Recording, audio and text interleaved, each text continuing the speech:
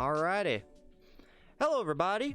This is episode 62 of Shoot the Breeze, a chill interview, a chill time around for you and me. I am your host, HeavyDivider, and alongside me here, who I actually, off camera here a little bit, but there we go. No, you're fine, buddy.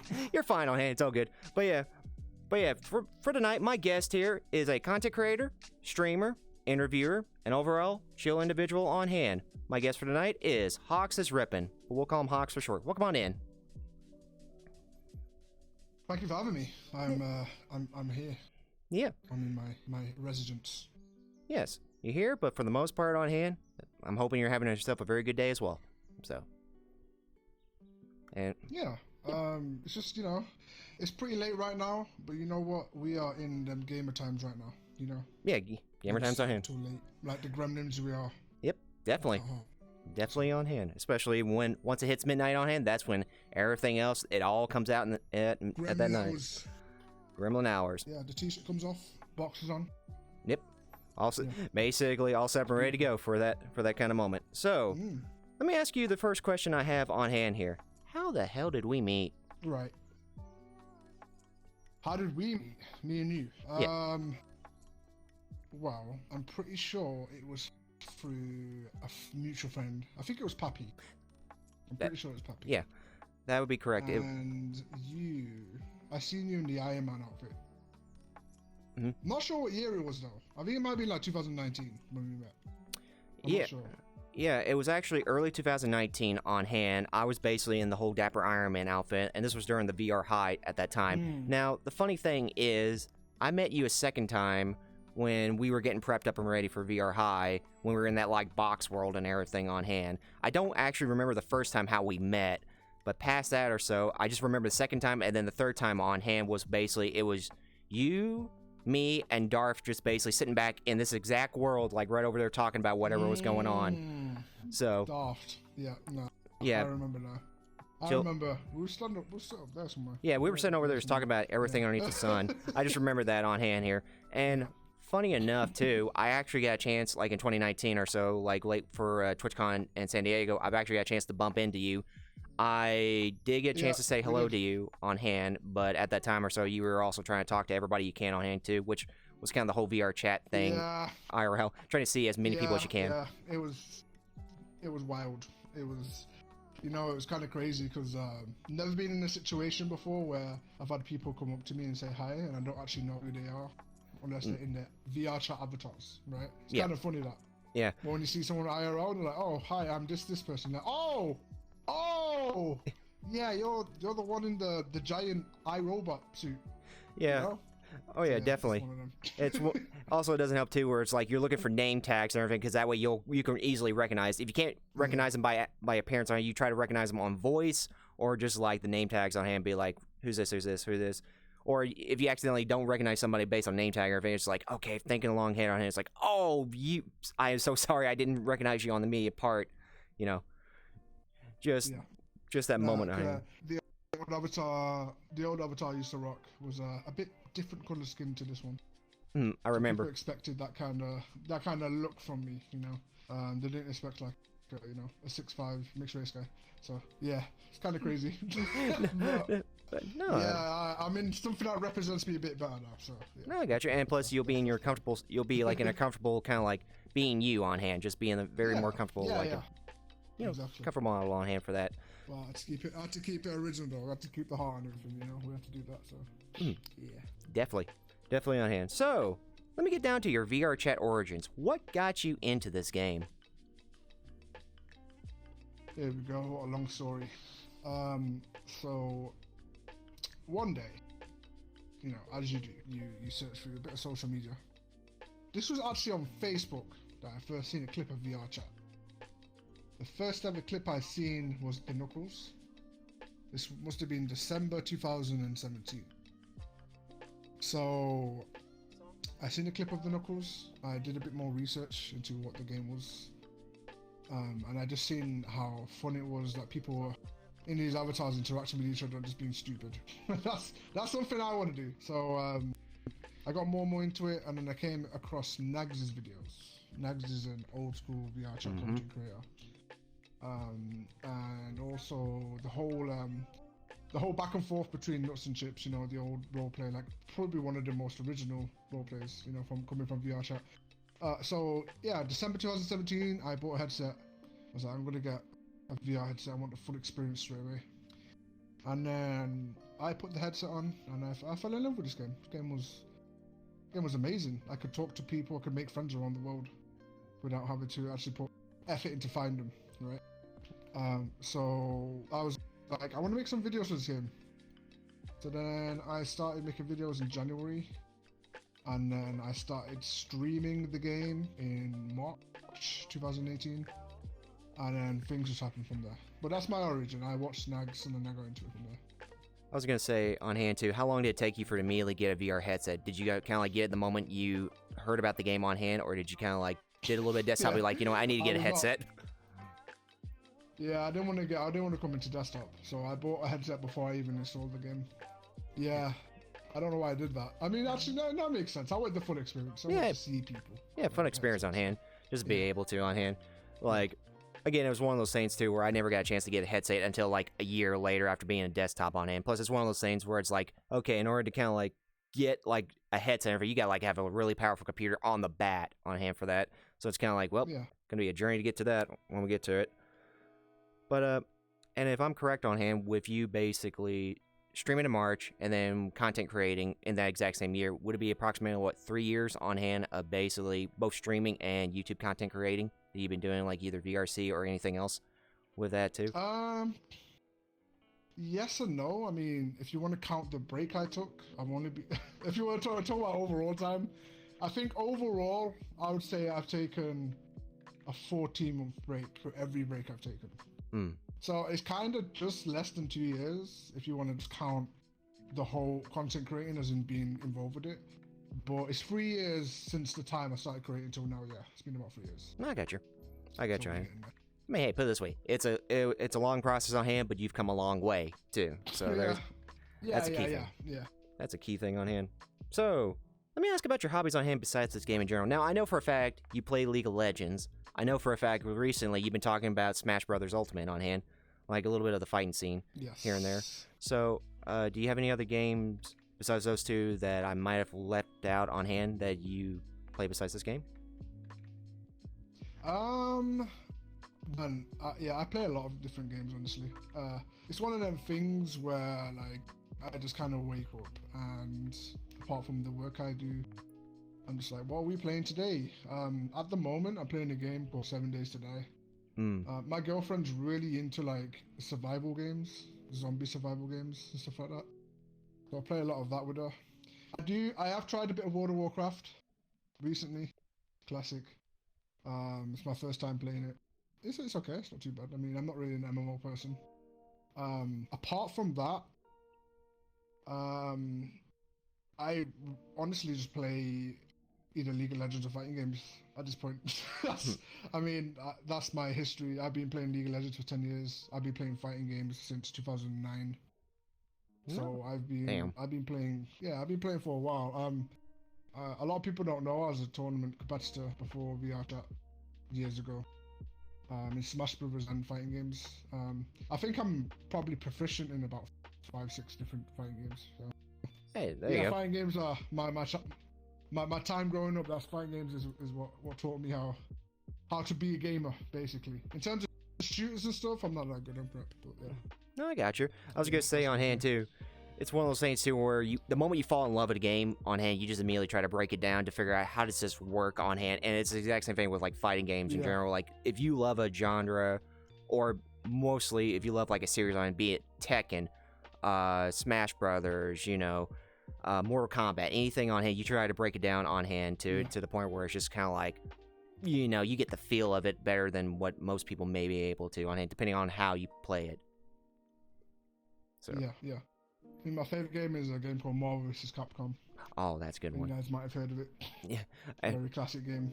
And as the I think Marvel will always be my favorite. Yeah. And as the hashtag going around too, basically free Marvel versus Capcom too. Free Marvel, free day. Yeah, bring out Marvel 2, man. Free it. When's Marvel? When's Marvel? When's Marvel? When's Marvel? When's Marvel? But God. yeah, that was a classic one. Jesus. So, let me ask you this: what is the game that basically got you into gaming in general? Like, say, like growing up on hand, what was kind of like your first game ever played that kind of like got you into video gaming? Oh God, here we go. Right, I'm taking you back a bit.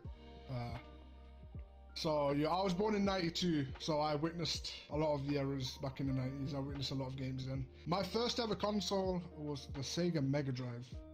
I believe it's the Sega Genesis in the US and Japan. That's correct.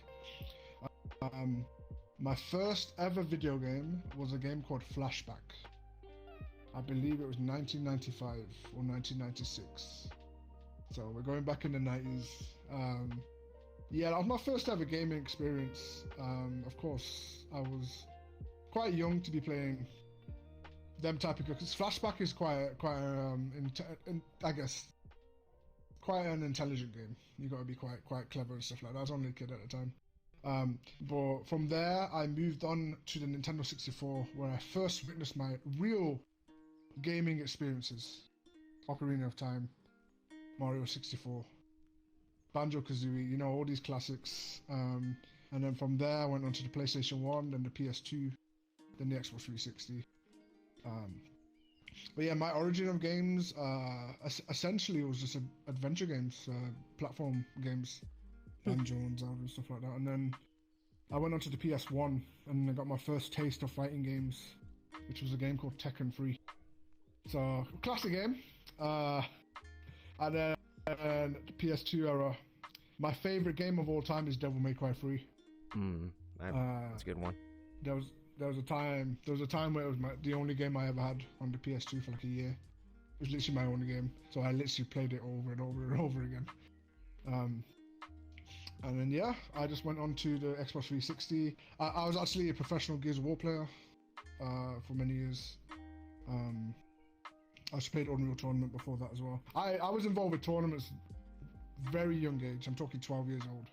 Jeez. I won my first tournament at 12 years old, so like I've been involved with gaming a very long time. Yeah, I've been 17 years now, flipping out since then. Yeah, I was gonna say you've been involved in like esports for a while on hand here, just to be able to see it at like a early time on hand with it. Which VR, I like to call VRChat my retirement. Playing VRChat has been my retirement from gaming. That's what VRChat has been. Yeah, just kind of the relaxing moment on hand, just to be able to chill.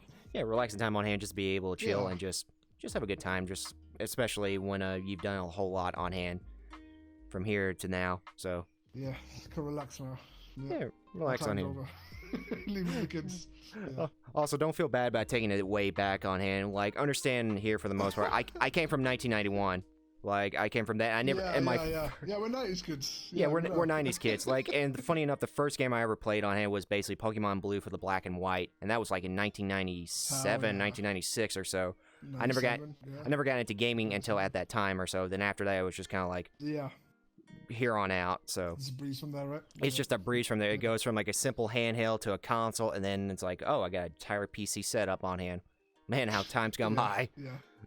Time's gone by on hand. It really has. Really, really has. Booting up the old CRT, blowing into cartridges. Good times. Good times. Good times on hand. So, let me talk about the VRChat scene. Now, in this current present, and at this current time on hand, while we're in VRC or so, what's your current thoughts on the game in general? What, as in the state now? Yeah, the state of it right now. Yeah. As it was. The state of it right now. So I think development-wise, the game's gotten better. I feel like the game is. I mean, it's attracting a new audience, right? Like, let's be real. If we look at the stats, the VRChat is still growing. Yeah. It might not be concurrent, but in terms of new people playing the game, it's definitely taken a step towards growth, right? And especially streamers now, right? They have thousands. Like, compared to when I was streaming, like the top streamers had 100 viewers, 200 viewers, maybe 300 max. Now they're in the thousands. There's streamers with thousands and thousands of viewers that play this game. So that alone just shows how much the game has grown on Twitch and in the game itself. In terms of how the VRChat meta has developed, that's a different story altogether. Mm-hmm. I feel like the game has lost originality over the years. That's not necessarily a bad thing. I think originality, you know, it's the seed that has to grow, right? The seed is the originality, and then it blossoms into something that's, you know, there for a long while. So I think the game as it is now is an evolution of what it used to be. But I do feel like in 2018, 2019, the game was way more original. In terms of just not even people streaming it, but just people playing the game, right? Mm-hmm. Now, I mean, there are some darker sides to VRChat. There is. You know, the game. You know, I mean, it's hard for me. I don't know what I'm allowed to say on stream. You know, on stream and stuff like that. I mean, to let you know on hand, my only policy on hand is basically brutal honesty. So basically, whatever how you feel on hand is basically how you feel for the most part. Okay, I'll be honest. The game has turned into a the game has turned into a bit of a life replacement for certain people. Mm-hmm. I feel like the interactions with people, they've picked up bad habits to the point where they're unable to interact properly with people. Example, they sit in mirrors, and if anyone approaches them, it's very antisocial. It's become kind of antisocial. There's a wall there now when you approach people. Back in the day, nobody cared if you approached them. Yeah. Now there's this defensive wall where they want their own groups and they segregate themselves on purpose. And there's also the whole like VRChat brothel side, which happens. Yeah. Let's be real. You know, I'm not against any of that. If you want to do that, you can do that. But essentially, you know, we have to understand that there's certain ideas and concepts that people have conjured up in terms of VRChat that deviate newer players away from the game as it's supposed to be played. Yeah. And I think that, I think 2018, 2019 VRChat was the most original VRChat that we ever got. But I'm not saying that the game is bad. The game itself is great. There's amazing people that make avatars and worlds and all these different games, and you know, there's still amazing people to meet. But I feel like in terms of the more closed population that spend that most of their time on this game, they have literally dragged some of the originality out of the game. Mm-hmm. That's all I have to say about it. No, I got you. I will say on hand, like, to kind of also dive into it a little bit, it's more along the lines like the seed of the tree that is known as VRChat was like, let's say like the early developments of it, like say 2017 or so. The trunk of it that was growing upwards was 2018 or so. 2019 was basically when it was beginning to form its branches. And then at the time when this whole pandemic hit with 20 and into 21, basically it branches out in many different directions on hand. And the funny part on hand is even when people kind of like separate themselves in different groups on hand or so, VRChat is still a very, very small community on hand. So it's kind of interesting. Yes. In the grand scheme of things, it is, yeah. Yeah, in the grand scheme of things, it is. And it's interesting just because some of the people on hand, you may not have made them like when they're like streamers or anything, but there's a chance on hand you're going to meet them once or twice or 3 times, especially at the earliest part of like 2017, 2018, and just see them where they're going on hand here. As far as like the different like things that have happened on hand with VRChat in general, it's more like when you give somebody so much freedom on hand, they could do whatever they want to on hand. Prior to that, this game originally was used, like, if you think about it, this game was originally supposed to be used, like, as a way to branch and just get to know people based on personality more than, like, say, appearance or anything. Like, if you know somebody's personality more, you're able to connect to them. And then when you ever meet them in real life or so, it doesn't matter what they look like or so, you know that person. You know that person. Yeah, you know that person. Yeah, right. And they're a good friend of yours. And, you know, I don't want people to get me wrong either. Like, you know, lacking originality and being unfun, they're not antithetical to one another, right?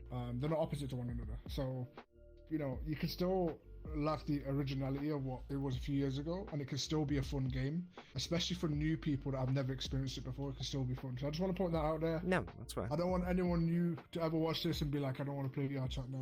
Yeah. Definitely give it a go, experience it. Yeah. But for people that have been playing the game for years, we've firsthand seen how the game's changed.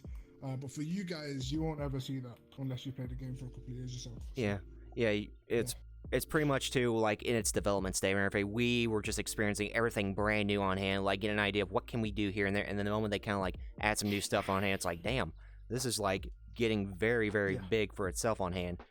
And also too, the one thing I will point out is when you mentioned about the whole like people are kind of like isolating themselves and everything on hand. It's weird how basically what was originally used to help people like social anxiety on hand kind of like has now the opposite effect of it.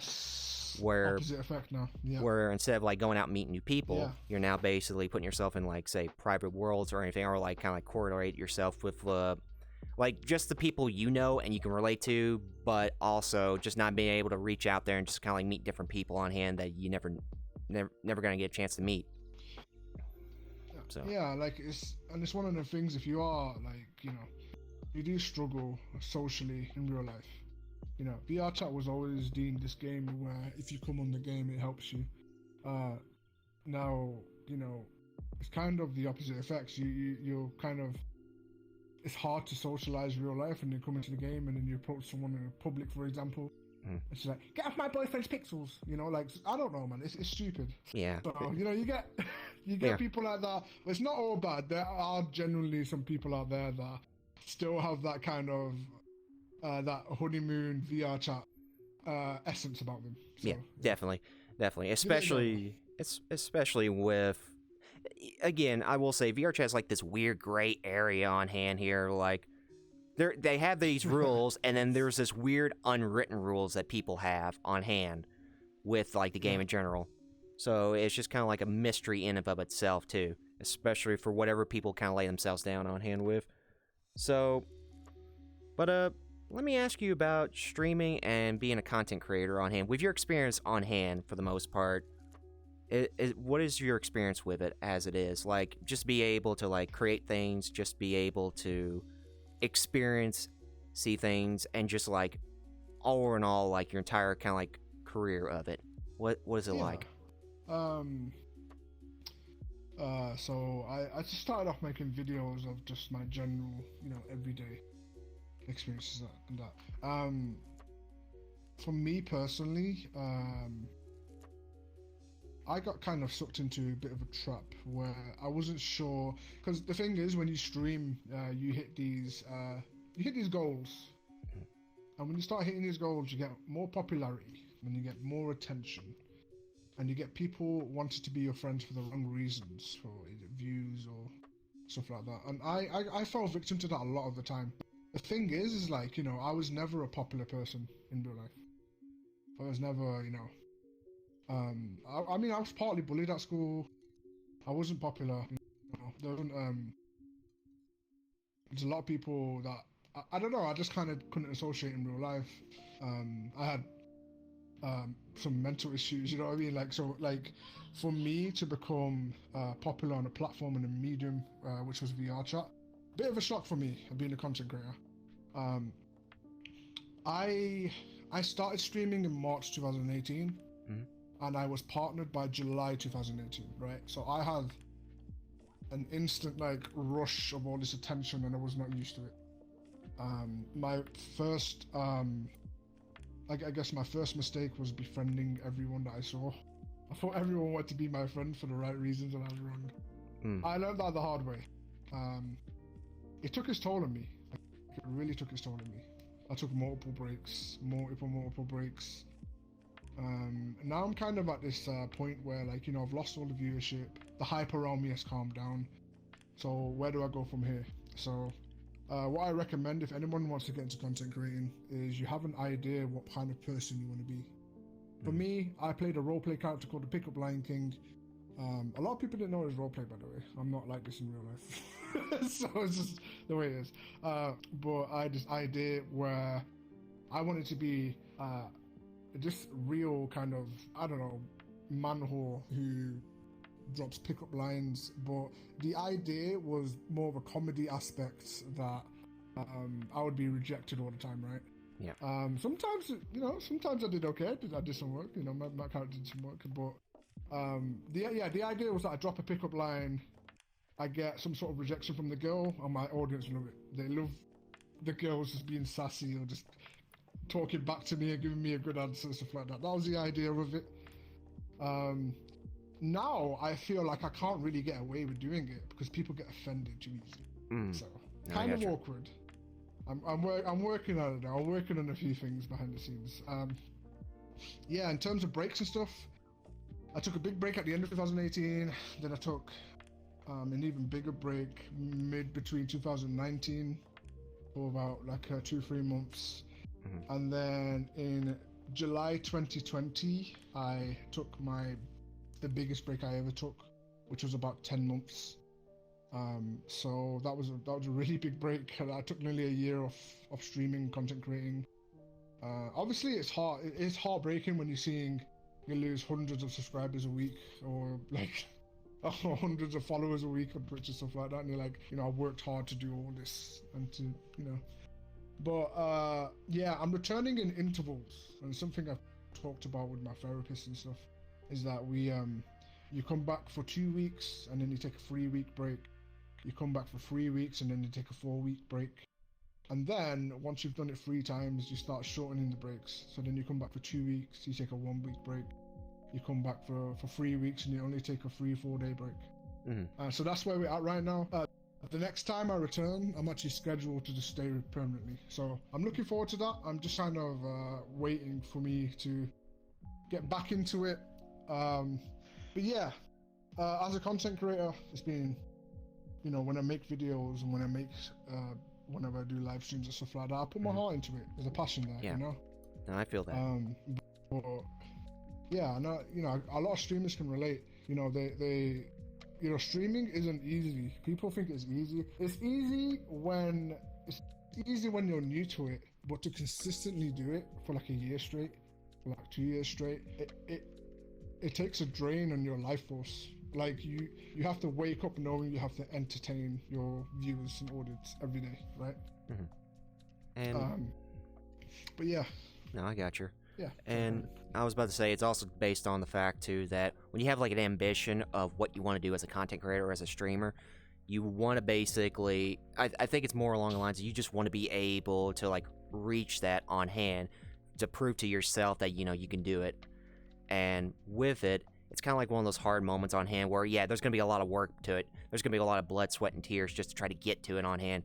And when it comes to it on hand, like, there's going to be some down points on hand where, like, you're doing well, and then, you have that weird spike on hand, because it's all, you tie it in with, like, your pride, your determination of how far you want to get on hand, and it makes it a little bit harder to, especially when, I think it's just more like you want to prove something. Just prove that, you can do this, as well as have fun with what you can, but it's kind of hard to do when you have no idea if people have that exact same mindset and appreciate what you have and what you see, So my opinion on streaming in general is that once it becomes a job for you and not a hobby anymore, that's when you've gone past the point of being too mentally invested in it. And I think it's really important that you keep the hobby mentality until streaming becomes a passively stable job for you. And that won't happen until you're pulling in hundreds of thousands of people, like followers and stuff like that, right? So you need to always keep the mentality that you could lose this tomorrow. And that's just the way life is. All these streamers you see now, unless they have hundreds of thousands of followers and viewers, there could be a day they'll dip in viewers, and it will take a mental effect on them. They won't show you that, but behind the scenes it does. What I've done to train myself to never let that happen is I never look at my view account, and I make sure I've never done that for a very, very long time.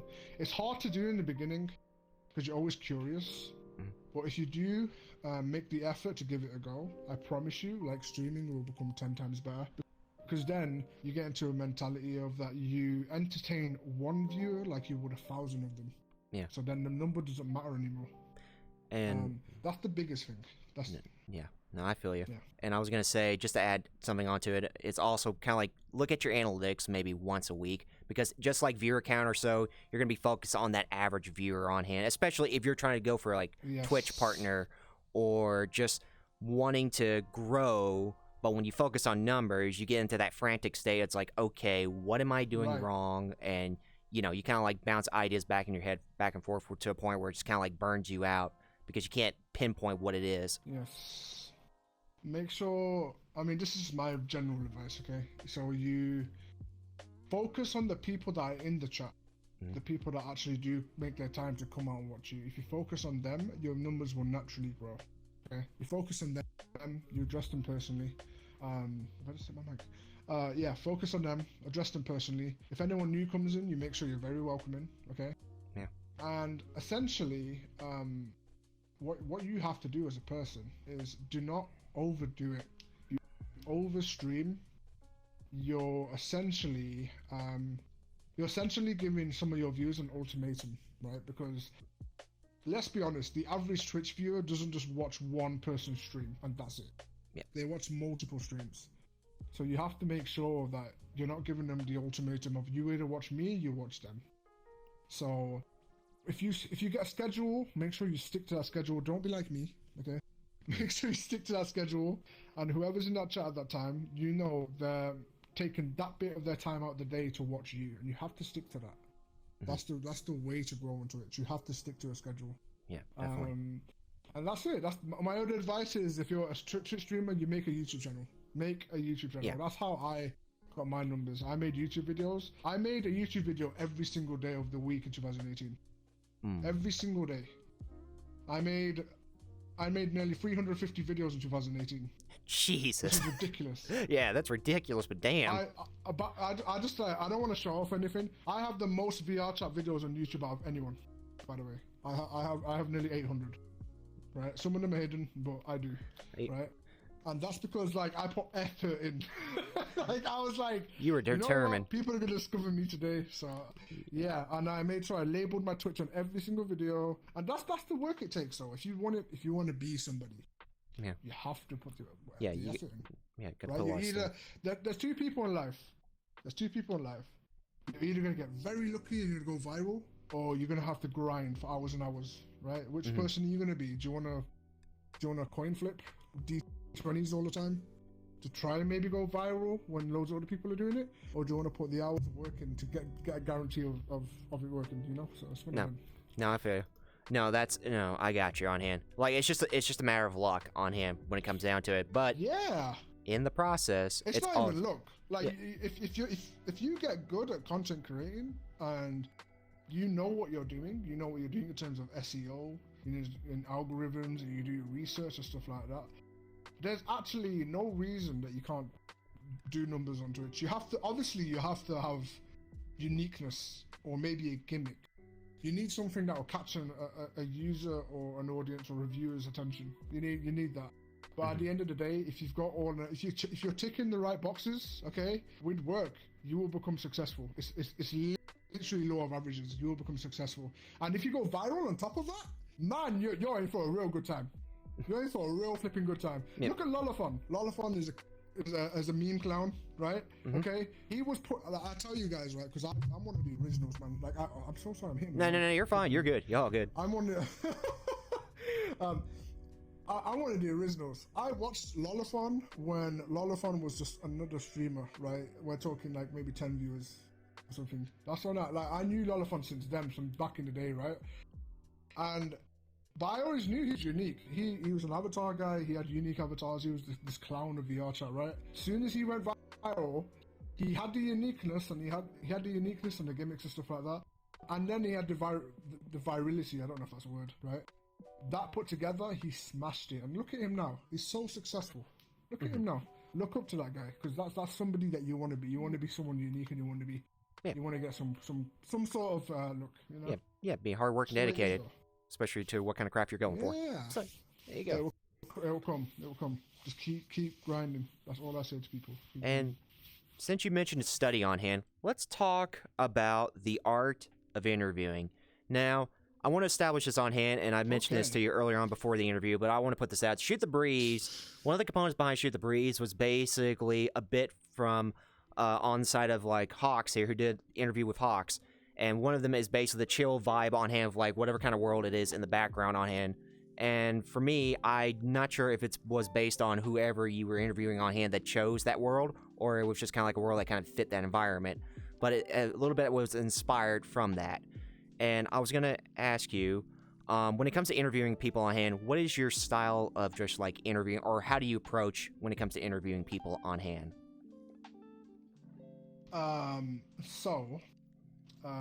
My ideology on interviewing in general, and yes, I did let them pick the world every time until I got my own world and I started interviewing people in there. But at the first 2 seasons of Talks with Hawx, I had this I had an idea of how to interview people, and it all spanned from I have a friend called Turtle Cow, and there were times where most of the entertainment in the videos I made was me just walking up to him and making him as uncomfortable as possible. So that kind of sparked an idea in my head. What if I did really awkward interviews with people, funny interviews, where I tried to make the person uncomfortable as possible. That was basically the first idea I had. Then it kind of spanned into more normal interviews, but I think it's best to ask, and you're doing it right, by the way. I'm just putting it out there. I think you're doing it right. It's best to ask questions that the interviewee knows they can answer. So, for example, you ask me about the fighting games. I will talk for hours about that. That's something I can answer. Right? Yeah, I definitely do. You're automatically going to get a good interview regardless if you ask them topics based on what their interests are, what their hobbies are. Yeah. And I think it's really important to establish what kind of interviewer you want to be. You could be more of the serious type, more of a serious type that goes into deeper conversations about life. Or you can be a more casual approach where it's like, oh, tell me about your next book. Or you can be a more comedic one where it's like, do you pee standing up?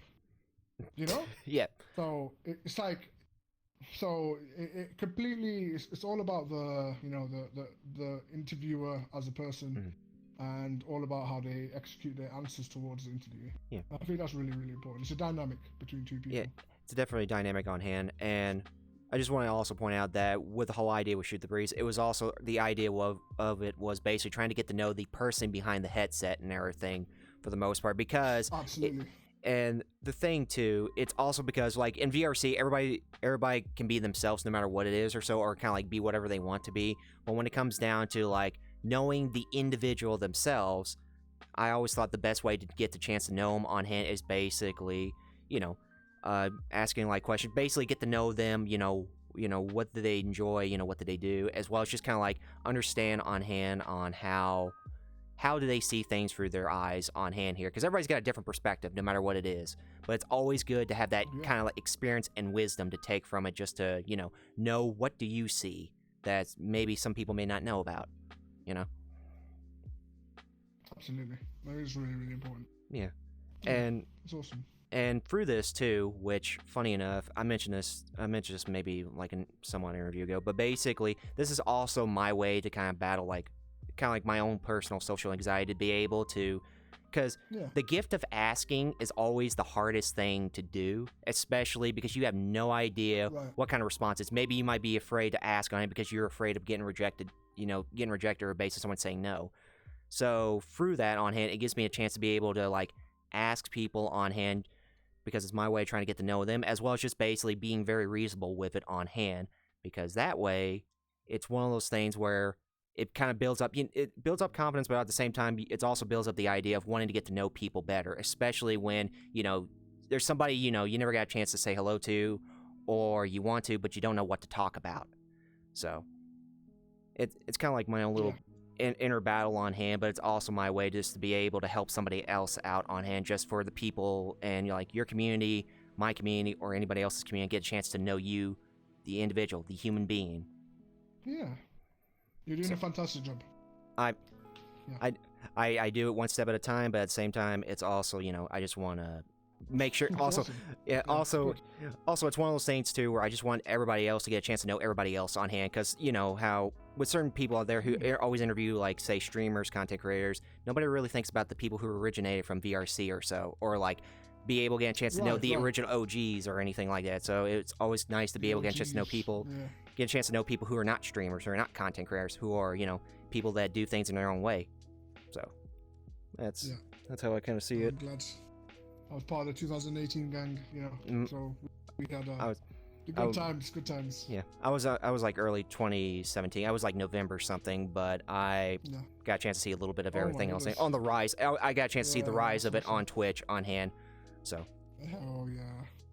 But yeah, it's a fun ride. And 2018 was an interesting time. Yeah. Because we had Kinetic, Kinetic, Forcible, and all that. And Venerac, and then we had like Bonfire, and then we had me and Mia Yana doing our thing. So yeah, 2018 was great. It was really, really nice. Yeah, I just remember just like the rise of like the Ugandan Knuckles stuff, and then the rise of Twitch, and then like it goes from like it went for like the rise of like Team 5 that then originally became Midnight Central, and I don't know what it is now, and then Team Kinetic came around or so on hand, and that was mid 2018. And then after Team Kinetic came pretty much Team Hope, and then it's just kind of like it goes further and further down. There might be more different things out there that could be like sparking on hand or so, but right now it's just kind of like so many. Yeah, but right now it's just kind of like, you know, in the VR we're kind of like in the weird VR / VTuber kind of era now. Combine of both. Yeah. I don't know how to feel about that. I'm like, am I a VTuber technically? Maybe. I don't know. Maybe. Who knows? I'm a boomer. I don't know these things. But hey, as long as you're enjoying what you're doing on hand, even in your own way or so, that's what matters. So there's that. Yeah, it's absolutely what matters. Yeah. So, let me ask you this question: what is the motivation that keeps you going for all the things that you do, from all the things that you created to all the ideas, future plans, and everything else on hand? What motivates you to do what you want to do? Passion. I absolutely am in love with what I do. I don't know. I didn't know this before, but when I started making videos, I was able to make people cry from editing a video. I was able to use the use of cinematics and sounds and music, and I didn't understand at the time I had the power to be able to sway people's emotions like I did. And there was times where I made a video, I watched it back, and even I cried to my own stuff. So, you know, I love making it. You know, it's gonna sound a bit weird, but I love this kind of Disney-esque kind of magic that I make, and there's something about concepts. You know, this has to match this. This person's wearing that, they have to match that. If this person's in this world, a world like this, for example, there has to be some sort of orchestral, sad music about it. You can't have happy music in a world like this, right? Yeah. So there's always these different ideas and concepts going through my head constantly that I need to capture people's emotions, and that drove my passion for just content creating as a whole. So I absolutely love my passion. I love making videos. It's just, you know, obviously I've had setbacks in life in the past couple of years, mentally, but you know, everyone goes through that. Yeah. It's not just me, you know, I'm not special. Everyone goes through that. So what I need to do now is get back into a place where I feel comfortable to make videos again, and that's my motivation. My motivation, nothing else motivates me in life, just passion, being able to create. I'm a creative person. And for that creation on hand or so, you're able to spark that emotion of it or so. You know how to you know how to vision something and just be able to make it happen on hand and with it or so. It just absolutely it brings that really great emotion from it, which is a gift, a very strong and wholehearted gift to have. So, but I will ask you. We got a couple of different topics on hand now. I mentioned about the VRChat. The VRChat present on hand, but let's compare a little bit on hand from your first time being on VRChat, like the early days on hand, to where we are now. What are some of the things you're glad? What are some of the things you're glad that have been changed over the course of time to some of the things you wish have not changed at all? In terms of the game itself? In terms of the games itself. Yeah. Okay. I wish. This is a hard question. I kind of wish that some maps still exist like they did back in the day. Not just because it's a nostalgic thing, but I feel like some maps should be deemed classics, like Guyana, for example. I think that map should be fully deemed a VRChat classic for the rest of VRChat's lifespan. You know, there's little things like that. Changes though. Honestly, I don't really dislike any changes in terms of the way the game engine is and stuff like that. No, I get you. I think it's absolutely amazing.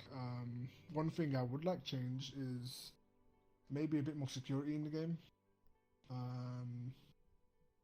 Also, I know that the game is, you know, kind of.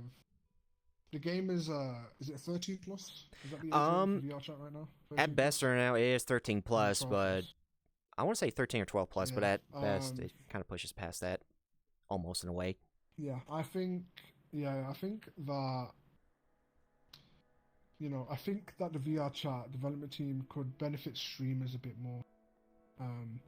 I explained this on the concept, but you know, they're streamers like me, and I don't ever actually call myself a streamer. I call myself a content creator because oh my goodness, what am I doing? Nah, I call myself a content creator because video is more my passion than streaming is. So I wish there was like some sort of creator tools, or you know, if I had something. You know, kind of how do you know about the VRC lens? The yes. one you can put on your avatar. The yes, I do. One? Yep. Yeah, right. I wish that was actually like a native thing in VRChat. I could have a drone camera fly around when I want to make my cinematics. I think these are tools that should be in VRChat rather than having to, you know, I want to be able to like pull my camera out, right? Pull my stream camera out and have all these options to do the drone cameras and all the FOVs and stuff like that. Yeah. I think the fact that it's a user-made add-on plugin for an avatar. I think the devs should really look at that and be like, we need to implement that natively in the game. Maybe go through a phase of adding it to certain accounts or enabling it for certain people or more verified people. You have to add your phone number or something, you know, something like that. Something like it. Yeah, but I think that there should be more creative tools in this game. We're creating maps and avatars, so why are we not able to create videos and photos and stuff? So, yeah. It's my idea. No, I got you. I wish there was an idea where basically, because there's a lot of people on hand that basically have created maps as well as just like different like prefabs on hand for it, especially like different kind of like ideas that they implemented that people are able to take and put on their avatars. I wish there was a way that developers kind of look at that and go, what if we ask the creator of that to see if they could try to make that we'll be able to make that for the game, or just kind of like, because honestly, I feel like if VRChat wants to get the idea to get to know the community more based on those who develop stuff, code, program, or be able to like make different maps, I feel like they should have like a certain kind of like meaning with them more, just to get an idea of how to better their games for it, because those are the real, in my eyes, those are the real people that know what's going on, from like system wise, or so. Now, understand, I get the idea of basically taking advice from like bigger streamers on hand for VRC, but really when it comes down to it, when it comes to the real core of VRC, I feel like that knowledge goes on the shoulders of those who actually put a lot of stuff in it. Absolutely. Yeah, I feel like that should be it is. So, but is there anything you looking forward towards in the near future of what you're going to be doing, or anything you've got planned that you're going to be going for? If it's classified or anything, you don't have to say. There's a little bit I won't talk about. That's fine. There's a little bit I just kind of want to surprise people in. I'm looking forward to just getting back into streaming and making videos again, the highlights and stuff like that. Yeah, there's a lot of things that you're excited for. There's a lot of things. Yeah, there's a lot of things that have been made in the break that I've taken. It's just a case of me finalizing them. I do a lot of cinematic concepts, so I have this called Jokers Don't Have Feelings, which is it's more a reflection on my life like currently. Also, you know, I've done stuff like short cinematics, like Tales of a Lion's Heart. And then, you know, I was going through this phase where I wanted to make a TV show in VRChat. two actually. I had A Stitched Heart and I had Rainfall. Rainfall was actually going to be Rainfall was actually going to go like fully ahead. It's just unfortunately we got hit by coronavirus and I had some financial troubles and I had to take extra hours and then I had to shut that down completely and it sucked at the time. I got you. A Stitched Heart became really hard to do with so many people from different time zones, which was really unfortunate. And I hate to hate to say this, but whenever I do something like that again, I'm going to have to get people closer to my time zone because it's really impossible to film when you're tired, honestly. Yeah, that's fair. A lot of streamers might know that, but it's hard to stream when you're tired or hard to make videos when you're tired. But what I have planned is I have a short film coming soon, very soon. It's gonna be beautiful. Definitely. It's about a like kind of an Olympus god who comes to Earth, and you know everyone bows to him, fully worshipped, until he bumps into a blind girl, who doesn't bow because she doesn't know who he is. She can't see him. Doesn't bow. He falls in love with her because the idea that she just stays stood up. Falls in love with a blind girl. Everything goes to crap. Bad things happen. But I'm making that short film. I've recorded a few concepts for it, but right now I'm in the middle of finding people to voice over. So hopefully I'll get that done soon. I'll be voicing one of the characters, this little cameo. And then we have stuff like I want to get back into interviewing again, but more on deeper topics.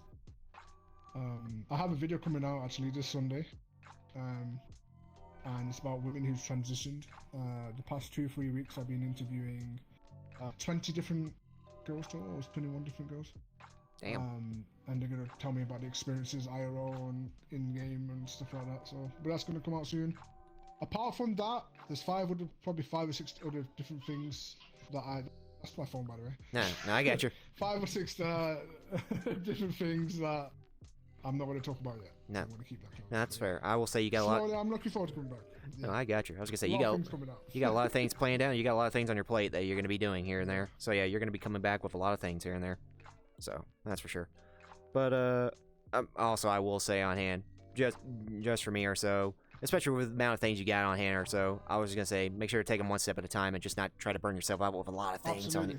on a lot of things on That's hand. the reason I haven't rushed straight back in. Yeah, no, honestly, it's been like that. Of course, that's my own advice I have to take too, which I got to be reminded constantly, especially when you got like so many ideas you want to implement on hand. Like you got a book that you just gotta like try to get through. It's crazy. It is. You have to do stuff like that. Definitely. So allow me to throw a curveball your way, and that curveball being, let's talk about anime. Let's talk about anime a little bit. Oh wow, let's go. Yeah, so there's a 3-part question to this on hand. So first things first, when I say the word anime, what's the first series that comes to your mind? First series, Claymore. Claymore. Yes, Claymore is my favorite manga. The anime, I mean, I still love the anime, just because I'm biased. But the first manga that comes to my head is Claymore. First anime that comes to my head is Erased. Yeah. Yeah, I see Fantastic. it. Nice. Very nice. So, second question I have on hand is, if you had a top 3 or top 5, doesn't have to be in any order, of certain animes that you personally love on hand, what would that be? Okay. Top 5. This is hard. Okay, Naruto. I'm not saying Naruto's number 1. Naruto is definitely... That's fine. It doesn't have to be in any order. Oh man. Hunter is up there. This is hard, man. Damn. Yeah, I gotta search back for your memory on hand. Season 1. Death Note Season 1, I got you. Death Note Season 1. Also, just to let you know, it can also include any movies on hand too. Just to let you know as well. Okay. So. Your Name. Yeah. Oh yeah, that's actually a good one. Top 5 for me. Yeah. Yep. And then this is going to be a bit controversial, but Bleach. Bleach. Okay.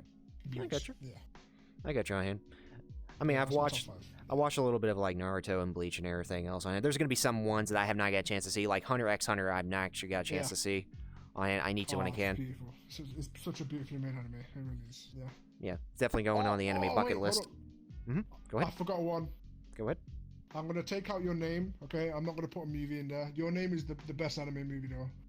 Former Alchemist Brotherhood. Fuck. That's good. That's a good one. There's so many I've forgotten. There's so many. Yeah, I know. It's just kind of like going down and hitting memory lane, just trying to remember on him when you watch so much. Oh man, it's so like there's such amazing ones. Yeah. Well, I could probably make a top 20 list honestly, but yeah, that'll be my top 5 for today. Just for today. It might change tomorrow. I got you. So, the last question to that topic is this: what is the anime that hit you close to home? Like when you watch and everything, you feel it on a personal level, emotional level. Like you relate to it hard. Oh man.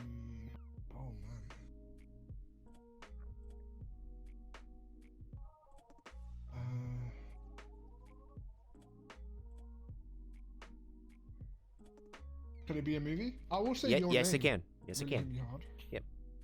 I will say your name hit me hard because there was that whole. I don't want to spoil it for anyone, but there was a part where like he realizes that he couldn't actually be there. If you know what I mean. Mm-hmm. And that was like that hit me home. That hit me hard because it was like, you know, he's the type of person that will go through anything for the ones that he loves. It's like, oh, yeah, that hit me. That one hit me. Yeah. I loved it. Crying though. Like if I was to boil that one, I'm pretty sure I died. I'm pretty sure I cried when Jiraiya died in Naruto. I'm pretty sure I cried. So. No, I got you. No, I got you on hand. Trust me, there's gonna be those things on hand. Like sometimes it's those weird curveballs in anime where basically you don't think it's gonna affect you, and then once it hits you, it'll be like, why is this hurting? Why do I feel this? Yeah. That weird moment of it. So, this brings me down to my final question. I'm gonna bring this camera over to you, real quickly, and my question for you. Let me just get this lined up. There we go. My question for you on hand is, what are your goals and dreams? And at best, what is the best advice you can ever give to anybody? I'm going to let you have center stage for this. Goals and dreams. I want to become someone that when a person thinks of me or my name, it's met with positive thoughts. That's my goal. I don't care about being famous, I don't care about being big. But my goal is to, when someone's like, HawxxIsRippin, that guy, when they say that in their head, they're met with the most amazing memories and emotional sways and positivity in their life. If I was to give advice to anyone, I'm going to keep it short and simple, okay? And this is a quote from Will Smith, okay? If they're not there during your struggle, then don't let them be there for your success. That's it. That's all I have to say. No, I got you. Very strong words on hand with that. Very strong words on hand with that. So, but before we go, and before we call the interview on hand, I'm going to go ahead and ask chat really quickly. Do you guys have any questions for HawxxIsRippin here? Any questions you would like to ask him at all? On hand. While they're coming up with questions on hand, I will ask you this. Your name, HawxxIsRippin. Where's the origin of that coming from? Oh, here we go. So Hawx, I literally thought of an animal, and it was a hawk, and then it just become Hawx over time, over the Xbox 360 days. Right. The IsRippin bit, I was a Halo 3 MLG fanboy, and there was a professional team called Straight Rippin', and their leader was called T2IsRippin'. So I kind of took that, but later on in life, I made it my own meaning. So, whenever those times I felt brokenhearted, I like to say that my heart was ripping. Yeah, that's why HawxxIsRippin'. No, I got you. Yeah. No, I got you on hand here. It, really. I will say too, speaking of which, the logo you have, basically the two hearts are kind of like ripped and stitched on hand. Is that where it kind of originated from for the most part? on hand and what kind of like is your For symbol? the most part, it has the whole. Yeah, the is ripping bit has the most meaning with my heart. Yeah, that's the is ripping bit. A lot of people think I steal avatars, which is quite funny. I come into a lobby and people hide their avatars sometimes. I'm like, I don't rip avatars. I don't know that kind of ripping. I was like, I find that weird. I find that weird that somebody would just like look at your name and think like, wait, Rippin. Wait a minute. It's weird. It's weird for that to happen on him. People have done that. Yeah, people have done that. But you know, I've explained to them and everything's been alright. I've never done anything like that. I've never used clients or any of that stupid. I've never been into it. I just never come on and make videos. No, I feel you. That's all I want to do. And it's weird on hand too that when it comes to like symbols on hand, especially the one you carry, it's the one that basically carries the amount of weight that is very important to you on hand. Yeah. So. Absolutely, and it's unique. It's symbolic as well. People see it and they know. People see it and they've seen my videos and know exactly like, what it's about. You know, so. Yeah, it's really important stuff. Yeah, and all I can say is I have like one symbol that I carry with me. It's basically just a blue flame, but right below it says never forget, never surrender. So it's just, you know. By the way, you have subscribers only right now. Oh wait, really? You have subscribers. Wait. Yeah, you do. You have subscribers only. Wait, really? I was like, give me a second. Give me a second. I didn't even realize it did. Oh shit! I am so sorry. Well, I feel so. Oh my god! I didn't even realize. I'm so sorry, guys. Guys, I am so sorry. I'm gonna be honest with you. I am so sorry. I understand. It was during the whole Haas thing that I had it set for emotes only and subscribers. Well, I am so sorry. I am so sorry. I did not mean to do that. This is the best interview I've been on. Well, yeah. All right, guys, go nuts. I apologize. I am so sorry. I just thought you were doing that for the interview. No. All I'm gonna say is, again, during the whole Haas bot thing and everything, I was recommended to basically have emotes only and just in case subscribers only chat. I had the emotes removed. I forgot about the subscribers one. I am so sorry, guys. Jesus. I didn't even realize. I apologize. Oh god. But yeah, go ahead. If you guys have any questions you want to ask Hawk, go right ahead. God. Oh my god. Well, hey, live and learn. Live and learn. Sometimes, you know what's crazy? I actually seen that at the beginning of the interview, and I thought you were doing that on purpose. No. I forgot. Actually, it was just again. This guy's balling, man. No. Subscribers to be doing that, man. No, I'm not doing that. I wasn't doing that on purpose. Like, I understand it's just one of those things, especially with the whole hate raids and everything on hand. It was one of those things where I had it set. I understand. Yeah. I apologize, guys. Okay, so from Dark Socks. I was gonna say, guys, go nuts. I do apologize for that on hand. My apologies. So sorry. But yeah, from Dark Socks, basically asking, how many times a day does Hawk pick his nose? I definitely pick it in the morning when I wake up, because for some reason overnight my nose just gets plugged with snot. So when I go to the bathroom and I wash my face and brush my teeth, I make sure I just getting it out, you know what I mean, in the sink and that. Yeah, emptying the nose and that. And then but times a day, probably 2 times. Just flip in, pull it out and just, man. Oh god. But no, I got you. Hey, it helps on hand too, where basically you're trying to get the day started on hand, and it'll be really, it's one of those things, you get the day started on hand, it's more appropriate on hand just to be able to talk to everybody and not have one of those moments where basically like you just got something in your nose on hand here and everybody's being nice of it. So okay, so from Skitty _X asking, yeah, Skitty. So asking, any advice on balancing content creating with a full-time job? The best advice I can give is you need to dedicate at least an hour a day to something creative. It doesn't even have to be like videos and stuff. Just even if it's like drawing or something like that, it will get you in that mode where you're like, okay, this hour is, I have to do something in this hour. And then honestly, the best advice I can do is drink loads of water, make sure you diet at some point because you will get tired quickly, get your Weetabix. Really important. Water is just so important in terms of staying awake. So if you have a full-time job and you come back and you're feeling tired, You know, realistically, humans are only meant to sleep 8 to 9 hours, right? Mm-hmm. So, but if you're doing like a 12-hour shift, it's kind of hard. But unless you're doing that, then I would say try and dedicate an hour or 2 hours to some sort of creative something, and then from there you'll get a pattern of something. But like, it's hard having a full-time job. Yeah. It is. I know that firsthand.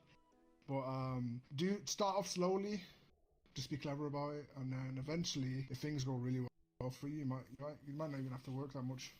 But that's it. All I can say. No, I got you. I mean, it's also too one of those things where when you're trying to balance it on hand, you gotta like have like a certain day off just to be able to like create content on hand or be able to have time to edit it and everything on hand for it. So Yeah. it's just hard to kind of balance a little bit of that on hand here and there, especially. Good God. Okay, but yeah. Anybody have any other questions on hand here? Yeah. Again, it's just one of those moments on hand you kind of forget. So Jesus, God. But I know. Live and learn, but at the same time, it's just like, oh damn, I feel like I did a dishonesty on that one. But from Dark Socks, what's a good way to motivate yourself to create content to share and follow through it to the end? Good way to motivate yourself. For me personally, I have to watch someone else do what I want to do. So if I watch a video on YouTube, I'll be like, oh wait, I had an idea like that before, and then I see someone else do it, I'm like, shit, I took all this time and I didn't do it myself. That motivates me personally, but it's different for every person. But I think having a set pattern and schedule, and it's hard as well, you know, especially with mental health. You know, it's hard because people get into habits where they're like, I don't want to do this, or I'm too anxious to do this, or, you know, I'm not in the mood to do this, straight up. You know, if you feel, especially people that feel depression or anything like that, they're like, they don't want to do it. But my advice is just take every day as it is, step by step. Even if, right, because, you know, I won't lie, VRChat's quite a heavy game to make content for. Like, it's very heavy in terms of, it takes a lot of time, you know? So even if you have to go live for like 1 hour and play Pokemon on a flipping Game Boy Advance emulator, and do it, you know? Yeah. That's just my advice. Yeah. I have to take my own advice, of course, but obviously I'm on a different path to everyone else. I'm doing things differently. No, I got you. Myself, so. Yeah, it's also one of those things too with VRC. It's kind of like trying to think outside the box of what has nobody done in VRC that anybody else has ever done for the most part. And it's one of those things too where you got to think a little bit on how you can work stuff. Sometimes you might actually find a map and just be like, you know what, I don't think anybody's ever done this on hand. And it ends up becoming like it ends up creating like a different community on hand for it for the most part. Like, I'll be honest, I didn't think I would be able by accident or virtue on hand create like this, with the help of a few others, create like this community of basically doing like the Udon boxing tournament on hand after I was doing that video just to help somebody else out. So didn't think that was gonna happen, but it was one of those moments. Yeah. Okay. For it. But from Soul Fire Song, what's your go-to comfort food? Oh my god. Go-to comfort food is chicken and chips. Good combination. With loads of mayonnaise and loads of chili sauce. Nice. There we go. Nice one I've hand. got a lot of comfort food though. I mean, I'm a fat bitch. That's fine. I mean, hey, trust me, when it comes down to basic, it's fine. Hey, I say it's fine on hand because trust me, it's one of those things where it's like, you know, no matter what kind of food you have on hand, as long as you are, you know, you have a good time with it and just be able to like, it relieves stress and everything. That's the important part of it. So, then again, I'm like a spicy kind of person on hand when it comes to foods. There's so spicy foods on hand here and there. So. Oh man, spicy food's the one for me. From Skitty, why are you so old? This is good. Well, it's my parents' fault. I blame my parents. They decided to have sexual intercourse in 1991, November 1991. They decided to have sexual intercourse on their wedding night. So I blamed them. So if you have any problems with my age, Skitty, take it up with them. I just realized I'm about 1 month older than you. Are you? I October 22nd is my birthday. Yeah, no, my parents had sex November 2021. I was born in July 92. Oh. 9 months. Okay. I got you. Oh, my bad. Well, but yeah, I was gonna say. Getting that time of the night. Yep, Right, that's that time of the night where basically crazy shenanigans like that happen on hand here and there. God. But yeah. Good lord. But yeah. Oh, God. Dark Socks 13 asks, why are you both so young?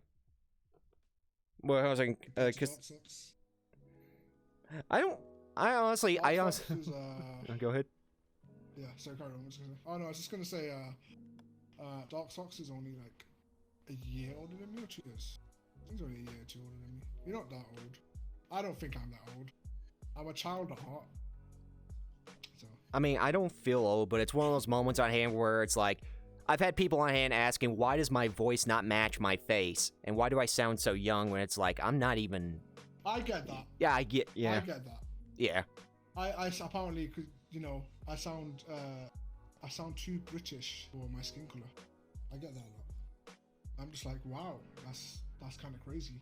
I've got it on hand where basically people ask if I'm from the South when in actuality I'm not even close from the South, just because of my accent. Oh.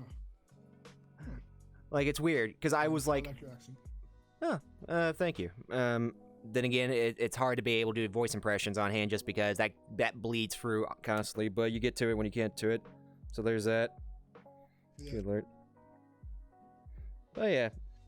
Yeah, pretty much October babies in the chat here, so. But yeah. Oh, you're October as well? Yeah, October 22nd. Oh my goodness. Yeah. October 22nd. Who's 22nd? You got the same birthday as Moonies. Yes, you do. I know. I have multiple friends. So, YCC, Skitty, Dark Socks, Shallow, Moonies are all in October, and Ducky's the same age as same birthday as Skitty. And my mom and my little sister are also October. So next month, I think I'm celebrating about 8 or 9 different birthdays. Yeah. So it's going to be a bit of a wild one. Yeah, wild one. I'm doing my best. My wallet ready, innit? I have to buy some presents. Yeah. Yep. I'm doing my best to try to keep track of everybody else's birthday on hand in my own community, especially when it's just kind of like, you know, you're trying to make sure, you know, oh, happy birthday, you know, trying to keep track of, make sure you don't forget everybody on hand here and there. That's the important thing. But yeah, before like I said on hand, last call on hand for the most part for questions on hand, and then I guess we'll call after that. I do have one question that just popped in my mind for the most part, and that I'll ask you this is, throughout your time on hand, especially like fighting games in general and everything else on hand, are you planning on basically getting back into the esports kind of side on hand just to be able to, I guess, try to get back into tournaments on hand, or depending on what kind of games you're getting into? Because I know for a fact that, like, I keep an eye on Twitter for the most part. Even if I don't talk a lot, I keep an eye on Twitter. I know you've been getting back into Super Smash Bros. Ultimate and everything. Are you planning on just like getting a little bit more practice before you get into a tournament, or just gonna be like, you know, doing it for fun? It's a hard one, right? Because when I was playing competitively back in the day, you know, I didn't have goals. You know, I wasn't a streamer. I wasn't a content creator. I barely worked. I was a student. I was able to play 10, 11, 12 hours a day practicing. So times are different. Although I don't need to practice as much now because I've carried on these fundamentals throughout the years. So all I need to do is practice like combos, for example. In terms of actually getting back into esports and stuff, I don't think that's going to be it. I think I'm done competitively. I wouldn't say I'm too old, because some of the best fighting game players in the world are in their 40s, you know? Yeah. But I think in terms of spending time on fighting games, I think my time can be used. My time is precious now. Yeah. You know, I'm hitting that age of 30, and I think my time is precious to the point where I want to kind of make sure my life is going to be perfect. I want to retire at 40. That's my goal in life. So I will play now and again. I might play when a new fighting game comes out now and again. Smash Brothers, I'll always be able to play Smash Brothers. I'm never going to forget how to play that game. You know, I do have the ability to rock up to a tournament and beat a wonder. It's not hard for me. But the thing is that when you don't play a game, you lack knowledge. You lack knowledge about the game or the mechanics of the game, or this character does that and that character's frame rate is this. This character's kick is +5 on block, and then I can punish it with a +5 on block, and then I can't punish it because I don't have anything that's going to be able to be safe on block, or I don't know, it's all these. Yeah. Or this character's -10 on block. I don't have a +9 move that's going to be able to be. It's just little intricate things like that. Okay. I have to learn, so it's hard. Mm-hmm. But yeah, no. To answer your question, sorry, I went on a bit of a run there. To ask you a question, no, I'm old. No, that's fine. That's fine. That's perfectly fine on hand here. That's perfect. That's perfectly fine. Trust me when I say this on hand. Even if I wanted to get into like a tournament on hand, depending on what it is, for the most part, it's one of those things where, you know, I've got my own priorities to do on hand, and really when it comes down to it, it's just a matter of like trying to like find time to be able to kind of like grind a training session in to even get it down on hand. And sometimes, yeah, you'll hit the mark. Sometimes it'll be like you miss the mark on hand, depending on what you're trying to master on hand with it. So, good lord. Yeah. But I don't think I see any more questions on hand. Skiddy asking Okay, cool. Hawx talking like he's 80. Good god. Yeah. But I'm old. but I will say, for the most part, on hand, guys, that will be episode 62 of Shoot the Breeze.